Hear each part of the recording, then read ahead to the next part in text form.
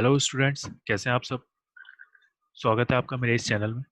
तो स्टूडेंट्स, इससे पहले हमने वीडियो में देखा था what is work, what is daily life work. Daily life work हमारा दो टाइप का होता है, ये भी हमने पढ़ा था, एक फिजिकल वर्क और एक मेंटल वर्क।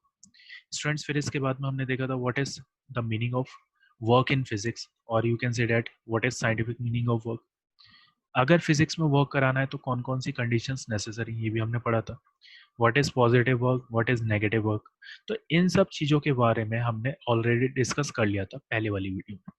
जिन स्टूडेंट्स ने मेरी पहले वाली वीडियो नहीं देखी है, मैं डिस्क्रिप्शन बॉक्स में उसका लिंक डाल दूंगा, वो प्लीज़ उसे देख लें। स्टूडेंट्स, आज की वीडियो में हम डिस्कस करेंगे जितनी भी न्यूमेरिकल प्रॉब्लम्स हैं वर्क पर, उन सब प्रॉब्लम्स को हम डिस्कस करेंगे, न्यूमेरिकल प्रॉब्लम्स को। We will discuss all the numerical based on work. ठीक है स्टूडेंट्स। तो स्टूडेंट्स, जिन बच्चों ने मेरा चैनल अभी तक सब्सक्राइब नहीं करा है, वो प्लीज़ मेरे चैनल को सब्सक्राइब करें, लाइक करें और अपने फ्रेंड्स के साथ में शेयर करें, और प्लीज़ उनको रिक्वेस्ट करें कि वो इस चैनल को सब्सक्राइब करें। मैं आगे और भी अच्छी अच्छी वीडियोज़ लाता रहूँगा। तो स्टूडेंट्स, अब हम देखेंगे कि वर्क पर किस तरीके के न्यूमेरिकल्स बन सकते हैं, क्या क्या उसमें कंडीशंस होती हैं, और उन न्यूमेरिकल्स को कैसे सॉल्व करें। ठीक है स्टूडेंट्स, सबसे पहला न्यूमेरिकल देखते हैं। तो फर्स्ट न्यूमेरिकल में वो कह रहा है a force of 7 Newton acts on an object. The displacement is 8 meter in the direction of the force. Let us take it that the force acts in the object through the displacement. What is the work done in this case? ठीक है students, तो ये उसने condition दे दी। तो अगर आपको कोई भी न्यूमेरिकल करना है स्टूडेंट्स, तो सबसे पहले आप, अगर डायग्राम पॉसिबल है तो डायग्राम बनाइए, फिगर बनाइए, क्योंकि आधा जो सॉल्यूशन है वो हमें फिगर से मिल जाता है। ठीक है स्टूडेंट्स, अब क्या कह रहा है वो, इस कंडीशन में कह रहा है कि एक ऑब्जेक्ट है, ये सपोज करिए मैंने ऑब्जेक्ट ले लिया, इस पर कितने न्यूटन की फोर्स लग रही है स्टूडेंट्स। इस पर फोर्स जो लग रही है स्टूडेंट्स हमारी 7 न्यूटन की लग रही है। ठीक है स्टूडेंट्स, और डिस्प्लेसमेंट कितना हो रहा है 8 मीटर। यानी कि जो ऑब्जेक्ट मूव कर रहा है, कितना मूव कर रहा है, कितना डिस्टेंस मूव कर रहा है ऑब्जेक्ट 8 मीटर, और किस डायरेक्शन में मूव कर रहा है, जिस डायरेक्शन में हमारी फोर्स लगी। यानी कि अगर मैं डायग्राम बनाऊं तो ऐसे बना दूं, यानी कि डिस्प्लेसमेंट जो हो रहा है, डिस्प्लेसमेंट हमारा कितना हो रहा है स्टूडेंट्स 8 मीटर। यानी कि फोर्स लगाने के बाद में जो ऑब्जेक्ट मूव कर रहा है वो 8 मीटर मूव कर रहा है, और किस डायरेक्शन में मूव कर रहा है, जिस डायरेक्शन में हमारी फोर्स लगी।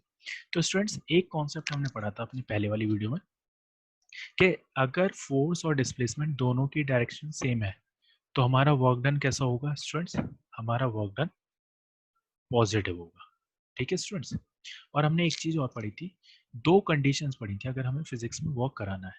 पहली कंडीशन क्या है, फोर्स, और दूसरी कंडीशन क्या है, डिस्प्लेसमेंट।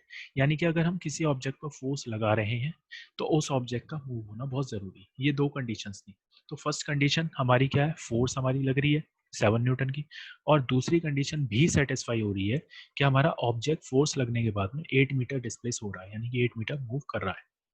तो स्टूडेंट्स, इसके बाद में जो सेकंड स्टेप आती है वो आप क्या करा करिए, गिवन लिख लिया, गिवन लिख लीजिए। जो भी क्वेश्चन में कंडीशंस गिवन है उन्हें लिख लिया करिए।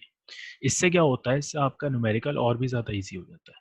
अब जैसे क्या क्या कंडीशंस गिवन है, फोर्स गिवन है हमें, कितनी दे रखी है 7 न्यूटन। डिस्प्लेसमेंट भी गिवन है हमारा, कितना दिया हुआ है स्टूडेंट्स, डिस्प्लेसमेंट 8 मीटर्स। ठीक है स्टूडेंट्स, अब हमें क्या फाइंड आउट करना है, हमें फाइंड आउट करना है वर्क। ठीक है स्टूडेंट्स, और हमें पता है वर्क का क्या फॉर्मूला होता है, we all know that work equals to force multiply displacement, we all know this. ठीक है स्टूडेंट्स, अब क्या है, सीधे सीधे हमें इस इक्वेशन में, यानी कि इस फॉर्मूले में वैल्यूज पुट करनी है। Work equals to force into displacement. Force कितनी गिवन है स्टूडेंट्स 7 न्यूटन, और डिस्प्लेसमेंट कितना हो रहा है 8 मीटर। तो यहाँ से हमारे वर्क की वैल्यू आ गई 7 8 जा 56 न्यूटन मीटर। और अगर न्यूटन मीटर नहीं लिखना तो आप क्या लिख सकते हैं 56 जूल। तो ये जो 56 जूल आया मेरा आंसर आ चुका है स्टूडेंट्स। ठीक है स्टूडेंट्स, तो अगर पॉसिबल है क्वेश्चन के अकॉर्डिंग तो आप सबसे पहले फिगर ड्रॉ करिए। ठीक है स्टूडेंट्स, हमने फिगर ड्रॉ कर ली, हमने देखा कि फोर्स और डिस्प्लेसमेंट एक ही डायरेक्शन में, कंडीशंस भी सेटिस्फाई हो रही है, फोर्स भी लग रही है तो और डिस्प्लेसमेंट भी हो रहा है, तो हमारा वर्क डन कैसा पॉजिटिव हो। फिर हमने गिवन कंडीशंस लिखी, फोर्स डिस्प्लेसमेंट गिवन है, वर्क हमें फाइंड आउट करना है। फोर्स का फॉर्मूला क्या होता है स्टूडेंट्स, फोर्स इनटू वर्क का क्या फॉर्मूला होता है, फोर्स इनटू डिस्प्लेसमेंट। हमने ये जो वैल्यूज थी फोर्स और डिस्प्लेसमेंट की, हमने वर्क के फॉर्मूले में पुट कर दी, हमारा आंसर आ गया। तो स्टूडेंट्स आपको इसी तरीके से चलना है, इन्हीं स्टेप्स को फॉलो करना है। डायग्राम ड्रॉ करिए अगर पॉसिबल है तब, वरना अगर डायग्राम पॉसिबल नहीं है तो आप सीधे गिवन कंडीशंस लिखिए, फॉर्मूला लिखिए। फॉर्मूला हमारा क्या है, ये फॉर्मूला है स्टूडेंट्स, ये वाला फॉर्मूला है। आप हाईलाइट भी कर सकते हैं, बॉक्स भी बना सकते हैं, ठीक है स्टूडेंट्स, अलग इंप्रेशन जाता है। ये हमारा फॉर्मूला है। फिर हमने इस फॉर्मूले में वैल्यूज पुट करी स्टूडेंट्स, ठीक है। उसके बाद में आप देखना कितना जो न्यूमेरिकल है, कॉम्प्लेक्स न्यूमेरिकल है, वो भी ईजी हो जाता है। चलिए नेक्स्ट न्यूमेरिकल देखते हैं। तो स्टूडेंट्स नेक्स्ट न्यूमेरिकल है हमारा, अगर मैं बात करूं, a pair of bullocks exerts a force of 140 Newton on a plough. The field being ploughed is 15 meter long. How much work done? How much work is done in ploughing the length of the field? तो देखिए students, ये जो bullocks है क्या है, bullocks माने बैल।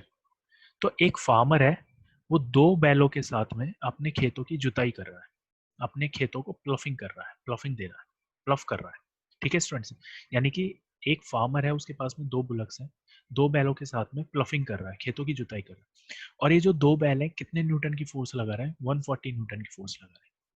और जो उस फार्मर ने इन बैलों की वजह से प्लफिंग करी, वो कितने मीटर की प्लफिंग करी, 15 मीटर की प्लफिंग करी। यानी कि स्टूडेंट्स ये क्या दे रखा है, डिस्प्लेसमेंट की बात है, डिस्प्लेसमेंट की बने, ठीक है स्टूडेंट्स। सपोज करिए मेरे पास में दो प्लफ, दो बुलक्स हैं, ए और ये बी, और ये दोनों मिलके कितने न्यूटन की फोर्स लगा रहे हैं, ये फोर्स लगा रहे हैं हमारी 140 न्यूटन की फोर्स लगा रहे हैं, ठीक है स्टूडेंट्स, 140 न्यूटन की फोर्स लगा रहे हैं। और डिस्प्लेसमेंट कितना हो रहा है, डिस्प्लेसमेंट हमारा हो रहा है 15 मीटर का डिस्प्लेसमेंट हो रहा है, ठीक है स्टूडेंट। तो अब हम देख सकते हैं जिस डायरेक्शन में फोर्स है उसी डायरेक्शन में डिस्प्लेसमेंट भी है, तो हमारा कैसा वर्क डन होगा, पॉजिटिव वर्क डन होगा, ठीक है स्टूडेंट्स। तो अब हमें क्या करना है, हमें गिवन कंडीशंस लिखनी है। यानी कि फोर्स लग रही है, ये जो दो बैल हैं कितने न्यूटन की फोर्स लगा रहे हैं, 140 न्यूटन की फोर्स लगा रहे हैं, ठीक है स्टूडेंट्स, 140 न्यूटन की फोर्स लगा रहे हैं, ये हमें गिवन है। और क्या गिवन है स्टूडेंट्स, डिस्प्लेसमेंट गिवन है। डिस्प्लेसमेंट कितना दे रखा है, 15 मीटर्स, ठीक है स्टूडेंट्स, 15 मीटर्स। हमें क्या निकालना है, हमें वर्क फाइंड आउट करना है, ठीक है स्टूडेंट्स। वर्क का फॉर्मूला हमें पता है, work equals to force multiply displacement, ये भी हमें पता है। तो स्टूडेंट्स इस फॉर्मूले में हम वैल्यूज पुट कर देंगे, इस वाले फॉर्मूले में, तो क्या आ जाएगी, work equals to 140 newton multiply 15 metre, ठीक है स्टूडेंट्स। तो मेरे पास में आंसर कितना आ जाएगा, 140 मल्टीप्लाई 15, तो मेरे पास में आंसर आ जाएगा 2100, ठीक है स्टूडेंट्स। 140 की मल्टीप्लाई अगर मैं 15 से कर रहा हूँ तो मेरे पास में 2100 आंसर आ जाएगा। तो कितना आया, 2100 न्यूटन मीटर। और अगर न्यूटन मीटर नहीं लिखना तो आप क्या लिख सकते हैं, जूल, ठीक है स्टूडेंट्स। तो 2100 जूल, तो यानी कि जो वर्क डन हो रहा है वो 2100 जूल का हो रहा है। यानी कि फोर्स अगर 140 न्यूटन की लग रही है और डिस्प्लेसमेंट कितना हो रहा है 15 मीटर का, तो वर्क डन कितना आ रहा है 2100 जूल या फिर 2100 न्यूटन मीटर। तो स्टूडेंट्स आपको यही स्टेप्स फॉलो करनी है, ठीक है स्टूडेंट्स। एक नेक्स्ट प्रॉब्लम देख लेते हैं, नेक्स्ट न्यूमेरिकल देखते हैं क्या कहता है वो। तो स्टूडेंट्स नेक्स्ट न्यूमेरिकल ये कहता है, a porter lifts a luggage of 10 kilograms from the ground and puts it on his head 2 meters above the ground. Calculate the work done by him on the luggage. तो students इसमें क्या है, इसमें एक person है, porter है, porter कोई भी बोझ उठाने वाला जो सामान उठाता है, जैसे कुली। तो ये क्या कर रहा है, ये कुली, अब सामान हमारा ग्राउंड पर रखा हुआ है, ठीक है स्टूडेंट्स, ये सामान हमारा ग्राउंड पर रखा हुआ है। अब ग्राउंड से लेके और उसके हेड तक की जो दूरी है वो कितनी दे रखी है, 2 मीटर्स की दे रखी है, ठीक है स्टूडेंट्स। यानी कि जो ग्राउंड से लेके जो हमारा ग्राउंड है और ये जो इस पोर्टर का जो सर है, यहाँ से लेके यहाँ तक की जो दूरी दे रखी है वो कितनी दे रखी है, 2 मीटर्स की दे रखी है। ठीक है स्टूडेंट्स, और जो सामान उठाने के लिए फोर्स लगा रहा है वो फोर्स वर्टिकल एक्सिस में लगा रहा है, यानी कि ऐसे लगा रहा है। और डिस्प्लेसमेंट भी कहाँ हो रहा है, डिस्प्लेसमेंट भी इसी डायरेक्शन में हो रहा है। तो हमारा वर्क डन कैसा हुआ, पॉजिटिव वर्क डन हुआ। ठीक है स्टूडेंट्स, पॉजिटिव वर्क डन हुआ। अब लेकिन स्टूडेंट्स एक चीज ध्यान रखना, आप एक चीज ध्यान रखना कि अगर हमारी फोर्स वर्टिकल एक्सिस में लग रही है, यानी कि इस एक्सिस में लग रही है, ऐसे लग रही है, वर्टिकल एक्सिस में लग रही है, दो एक्सिस पढ़ी हमने स्टूडेंट्स, हमें जानते हैं एक वाई एक्सिस और एक एक्स एक्सिस। एक्स एक्सिस यानी कि हॉरिजॉन्टल एक्सिस और वाई एक्सिस यानी कि वर्टिकल एक्सिस। तो अगर हमारी फोर्स वर्टिकल एक्सिस में लग रही है और डिस्प्लेसमेंट भी वर्टिकल एक्सिस में हो रहा है, तो इट मींस जो हमारा वर्क डन होगा, जो हमारा वर्क डन होगा वो ग्रेविटी के अगेंस्ट में होगा। ठीक है स्टूडेंट्स, यानी कि हम ग्रेविटी के अगेंस्ट में वर्क कर रहे हैं, वर्क डन अगेंस्ट ग्रेविटी। और एक चीज और याद रखना स्टूडेंट्स, अगर फोर्स हमारी वर्टिकल एक्सिस में लग रही है तो जो एक्सेलरेशन प्रोड्यूस होगी वो कैसी एक्सेलरेशन प्रोड्यूस होगी, ग्रेविटेशनल एक्सेलरेशन। ठीक है स्टूडेंट्स, याद रखना, ग्रेविटेशनल एक्सेलरेशन, इसे हम जी से डिनोट करते हैं, स्मॉल जी से डिनोट करते हैं। और इसकी जो वैल्यू होती है वो 9.81 मीटर पर सेकेंड स्क्वायर। कितनी होती है स्टूडेंट्स, 9.81 मीटर पर सेकेंड स्क्वायर, या फिर 10 भी ले सकते हैं। ठीक है स्टूडेंट्स, राउंड ऑफ करके हम 10 ले सकते हैं, लेकिन जो एक्चुअल वैल्यू है 9.81 मीटर पर सेकेंड स्क्वायर। तो स्टूडेंट्स याद रखना, अगर फोर्स वर्टिकल एक्सिस में लग रहा है, डिस्प्लेसमेंट वर्टिकल एक्सिस में हो रहा है, तो वर्क डन हमारा कैसा होगा, ग्रेविटी के अगेंस्ट में होगा। और अगर फोर्स वर्टिकल एक्सिस में लग रही है तो जो एक्सेलरेशन प्रोड्यूस होगी स्टूडेंट्स वो ग्रेविटेशनल एक्सेलरेशन होगी। आप कंफ्यूज मत होना, सपोज करिए ये मेरे पास में कोई ऑब्जेक्ट है, मैं इस फोर्स लगा रहा हूँ हॉरिजॉन्टल एक्सिस में, डिस्प्लेसमेंट भी मेरा हॉरिजॉन्टल एक्सिस में हो रहा है। तो स्टूडेंट्स इसमें जो एक्सेलरेशन प्रोड्यूस होगी वो लीनियर एक्सेलरेशन प्रोड्यूस होगी स्टूडेंट्स, लीनियर एक्सेलरेशन। ठीक है स्टूडेंट्स, यानी कि अगर वर्टिकल एक्सिस में फोर्स लग रही है तो ग्रेविटेशनल एक्सेलरेशन प्रोड्यूस हो रही है, और अगर हॉरिजॉन्टल एक्सिस में फोर्स लग रही है तो हमारी लीनियर एक्सेलरेशन प्रोड्यूस होती है, जिसमें हम ए से डिनोट करते हैं। ठीक है स्टूडेंट्स, अब जो नेक्स्ट स्टेप आती है वो हम क्या लिखते हैं, गिवन कंडीशन। अब हमें गिवन क्या क्या है स्टूडेंट्स, गिवन हमें क्या दे रखा है, हमें मास गिवन है, इस बार फोर्स गिवन नहीं है, मास गिवन है कितना, 10 किलोग्राम। ठीक है स्टूडेंट्स, और डिस्प्लेसमेंट कितना गिवन है, डिस्प्लेसमेंट हमारा 2 मीटर गिवन है। ठीक है स्टूडेंट्स, तो हमें क्या निकालना है, वर्क निकालना है। अब लेकिन हमारे पास में फोर्स नहीं है, लेकिन हमें फोर्स का फॉर्मूला पता है, force equals to mass into acceleration. ठीक है स्टूडेंट्स, लेकिन इस बार हमें ये वाली एक्सेलरेशन नहीं लेनी, क्योंकि ये एक्सेलरेशन कैसी, लीनियर एक्सेलरेशन। और हम फोर्स कैसी एक्सिस में लगा रहे हैं, वर्टिकल एक्सिस में लगा रहे हैं। तो जो ग्रेविटेशनल एक्सेलरेशन होगी वो यहाँ पे हम रिप्लेस कर देंगे लीनियर एक्सेलरेशन। तो फॉर्मूला क्या बन जाएगा, F equals to M into G. ठीक है स्टूडेंट्स, और इसकी वैल्यू मैं आपको बता चुका हूँ। तो फोर्स निकाल लेंगे हम यहाँ से, एम कितना है, मास कितना है 10 किलोग्राम, मल्टीप्लाई जी की वैल्यू मैंने आपको बताई दी है 9.81 मीटर पर सेकेंड स्क्वायर। ठीक है स्टूडेंट्स, तो फोर्स की क्या वैल्यू आ गई मेरे पास में, फोर्स की आ गई 98.1 न्यूटन। ठीक है स्टूडेंट्स, अब मुझे क्या निकालना है, मुझे वर्क की वैल्यू निकालनी है। तो मुझे वर्क पता है, वर्क क्या होता है, फोर्स मल्टीप्लाई डिस्प्लेसमेंट। अब मेरे पास में फोर्स की वैल्यू भी आ गई है, ये मेरे पास में फोर्स की वैल्यू आ गई। ठीक है स्टूडेंट्स, ये मेरे पास में फोर्स की वैल्यू आ गई। अब वर्क निकालने के लिए फोर्स इनटू डिस्प्लेसमेंट, फॉर्मूला पता है मुझे। तो फोर्स कितनी है 98.1, और डिस्प्लेसमेंट कितना हो रहा है, डिस्प्लेसमेंट हो रहा है 2 मीटर। तो जो वर्क आएगा निकल के वो आएगा 196.2 न्यूटन मीटर, या फिर हम बोल सकते हैं वर्क इक्वल्स टू 196.2 जूल। ठीक है स्टूडेंट्स, ये हमारे पास में वर्क की वैल्यू है। तो स्टूडेंट्स याद रखना, आप दो एक्सिस होती हैं, एक हॉरिजॉन्टल एक्सिस और एक वर्टिकल एक्सिस। अगर हॉरिजॉन्टल एक्सिस में फोर्स लग रही है तो एक्सेलरेशन हमारी लीनियर एक्सेलरेशन प्रोड्यूस, और अगर वर्टिकल एक्सिस में फोर्स लग रही है, डिस्प्लेसमेंट हमारा वर्टिकल एक्सिस में हो रहा है, तो याद रखना जो वर्क डन होगा वो ग्रेविटी के अगेंस्ट होगा। ठीक है स्टूडेंट्स, ये जो वर्क डन होगा वो ग्रेविटी के अगेंस्ट में होगा, और फोर्स अगर लग रही है वर्टिकल एक्सिस में तो ग्रेविटेशनल एक्सेलरेशन प्रोड्यूस होगी, जिसे हम स्मॉल जी से डिनोट करते हैं, और इसकी वैल्यू 9.81 मीटर पर सेकेंड स्क्वायर होती है। ठीक है स्टूडेंट्स, नेक्स्ट प्रॉब्लम देखते हैं। एक नेक्स्ट प्रॉब्लम है,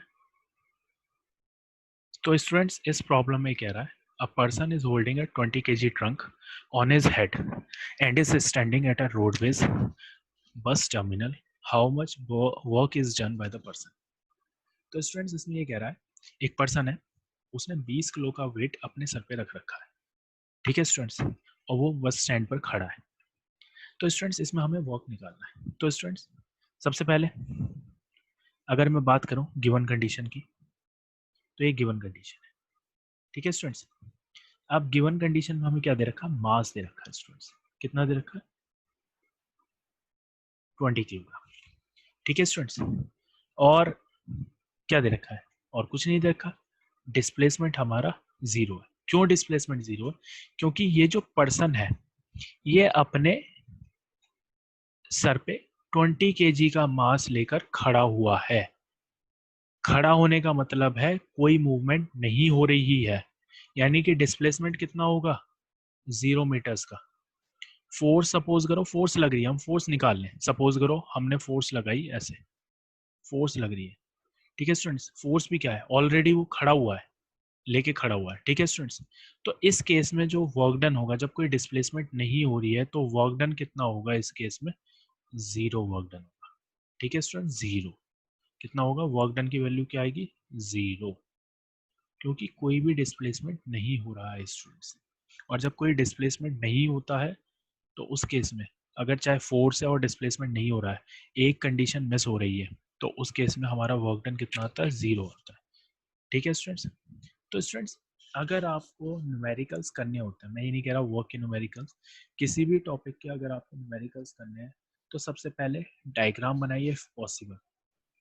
if you can make the diagram, then first draw the diagram, after that then come on to the second step, you have to write all the given particulars which are given in the question। Students बहुत easy हो जाता है numerical solve करना, ठीक है students. तो हमने इस वीडियो में क्या डिस्कस करा, हमने वर्क के ऊपर जितने भी न्यूमेरिकल्स वो डिस्कस करें स्टूडेंट्स, ठीक है स्टूडेंट्स। तो आप डे टू डे लाइफ में करिए, एनसीईआरटी को पढ़िए, जितनी भी बुक्स हैं उन्हें पढ़िए, मैं ये नहीं कह रहा एनसीईआरटी बेस्ट, एनसीईआरटी को पढ़िए, जो भी आपके पास में बुक्स हैं उन्हें पढ़िए, उसमें से न्यूमेरिकल्स करिए। कोई न्यूमेरिकल नहीं आ रहा आप कमेंट बॉक्स में लिखिए, मैं उसका सॉल्यूशन प्रोवाइड कराऊंगा, समझाऊंगा। तो स्टूडेंट्स आप प्रैक्टिस करिए, जितना ज़्यादा आप प्रैक्टिस करेंगे न्यूमेरिकल्स की तभी आएंगे। और न्यूमेरिकल्स हार्ड नहीं है, डायग्राम बनाइए, समझिए न्यूमेरिकल को, क्वेश्चन को पढ़िए, दो दो तीन तीन बार क्वेश्चन को पढ़िए, क्योंकि जो आंसर होता है वो हमारा क्वेश्चन में ही होता है, ठीक है स्टूडेंट्स। अगर हम क्वेश्चन को प्रॉपरली रीड नहीं कर रहे हैं, प्रॉब्लम को प्रॉपरली रीड नहीं कर रहे हैं, तो we are not going to get the answer, हमें आंसर नहीं मिलेगा। तो मेरी यही रिक्वेस्ट है, दो दो तीन तीन बार प्रॉब्लम रीड करिए, क्वेश्चन रीड करिए, उसके बाद डायग्राम ड्रॉ करिए, फिर गिवन लिखिए, फिर फॉर्मूला पुट करिए, उसके बाद आप देखिए आंसर आ जाएगा, कोई प्रॉब्लम नहीं होगी, क्योंकि diagram, given, particular, formula solution को बहुत ईजी बना। तो स्टूडेंट्स मैं आशा करता हूँ आपको ये वीडियो पसंद आई होगी, और प्लीज़ मेरे चैनल को सब्सक्राइब करिए, शेयर करिए, लाइक करिए। जिन स्टूडेंट्स को प्रॉब्लम, किसी भी टाइप के प्रॉब्लम करने में, वर्क से रिलेटेड प्रॉब्लम आ रही, वो कमेंट बॉक्स में मुझे प्रॉब्लम दे देंगे, मैं उसका सॉल्यूशन प्रोवाइड करा, ठीक है स्टूडेंट्स। तो अगर आपको वीडियो पसंद आई है तो प्लीज़ लाइक करिए, शेयर करिए और मेरे चैनल को सब्सक्राइब करिए। Thank you.